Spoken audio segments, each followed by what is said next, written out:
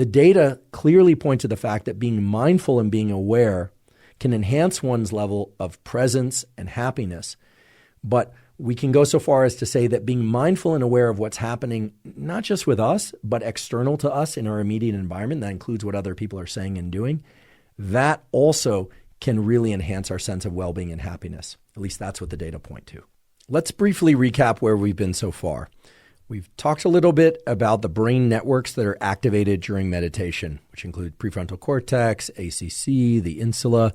We also talked about the difference between interoception and exteroception and the importance of assessing where you are along that continuum. And I should mention, of course, that you can be right in the middle of that continuum.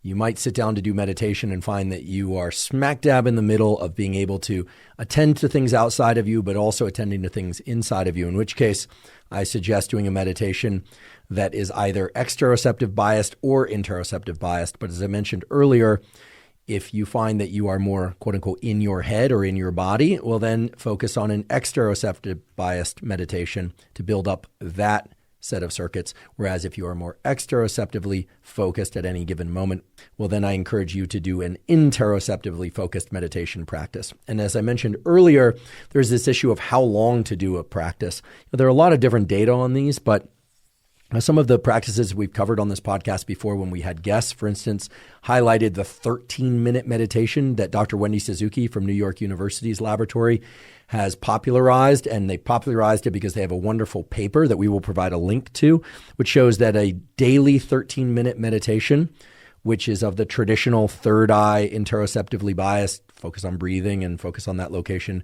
directly behind one's forehead or both, that meditation done daily for about 8 weeks, maybe shorter, but in that study, 8 weeks, greatly improved mood, improved ability to sleep, improved cognitive ability and focus, memory. A huge number of metrics were looked at very specifically.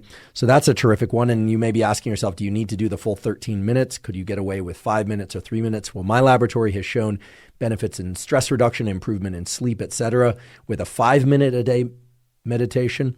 However, in trying to establish how long you should meditate, I would ask yourself a couple of questions. First of all, what is a practice that you can do consistently? And by consistently, that doesn't necessarily mean every day.